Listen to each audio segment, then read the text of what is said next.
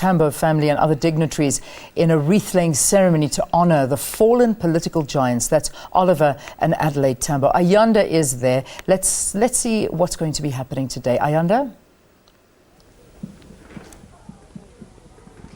Well, a very good morning once again to you, Leanne. Welcome to Tamboville Cemetery. It's in Wattville in the eastern part of Gauteng, and there's a whole precinct here in honor of Oliver Reginald Tambo and his wife Adelaide Tambo. We're standing here with the executive mayor of Ekurhuleni, wanting to find out what's the connection. The couple were global citizens, if I can say that. They've traveled the world, setting up offices of the ANC all over the globe. But what's the significance of having this particular precinct in Ekurhuleni? Well, let's find out. Mayor Gungubele, very good morning to you. Thank you so much for joining us. Good morning, and good morning to your viewers. Why is it important to honor Oliver Tambo? What's the connection? We want to keep a very important memory. I usually say, and if we appreciate this freedom, we love it. It's critical to know the history behind it, how it came to be. Because we must know the characters behind it, what kind of conduct did they have, what was their commitment, what defined them, so that they can be able to be champions of the freedom which you are enjoying now. Lest we not do that, we stand a risk where the characteristics, the qualities which are a foundation of this freedom can be corroded because we attach no importance to it. Now, if we remember what took Tambo and Mam Adelaide and their colleagues to free this country, it took a character of selflessness, respect, accountability, clear thinking, education being central, respect for broader society, being accepted beyond political lines by broader society. And it gave them respect that made their views to be followed. And they became leaders of our freedom. They became the champions of our freedom. Now, if we love it, that memory must be kept, so that as we go forward, we know the foundation that sustains the freedom, because it is that foundation which brought it about. I believe that from the Eastern Cape, when he came to Gauteng, he settled in Ekurhuleni, having two homes here?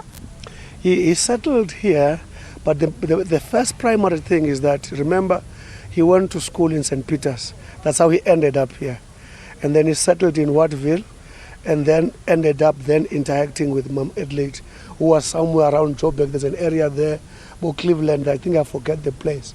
So settled here first as an activist, met Mam Adelaide, and then later became this icon, which became the face of change, became the champion of the principality of humanity. Mam Adelaide, I believe, was a nurse at the time, and she continued the practice there. But speak to us about how you are going about honouring them. The precinct and the narrative centre. Speak to us more about that, please. It is this monument. If you check the writing there of Mam Adelaide, it's where she says our fight is not quite done. Until we're literate, we're questioning, we're educated.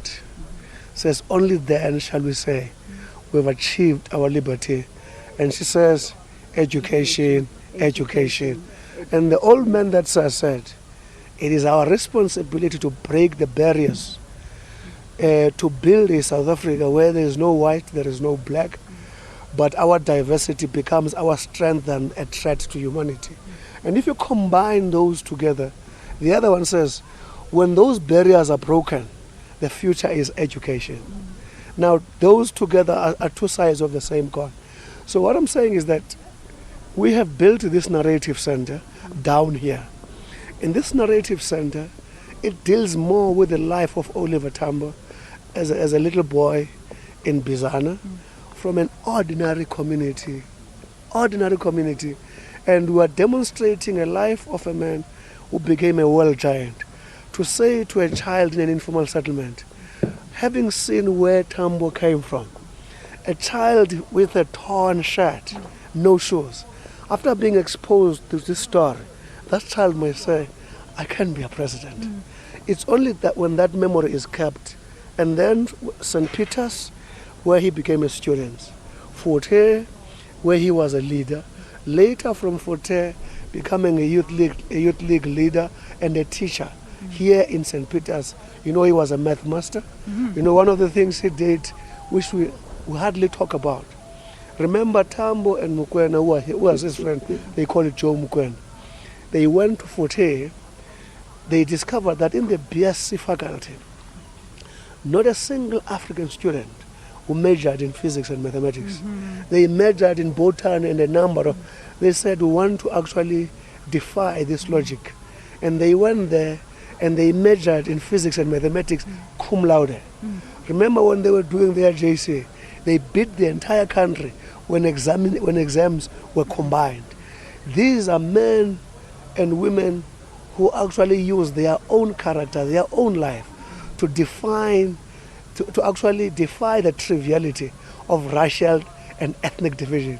To say it is not an issue of color, it's a matter of being a proper human being. And he did that through his life. And I called him last week Ore. I call him Oliver Tambo Regional Example. Because the things he said are the things he lived. And if you go to the Narrative Center, that is what is happening here. And if you go here, look at their codes, that is what they do. The documents that he has written about. We've just met with the Bizana people to say we need to make sure that there's quality work even there.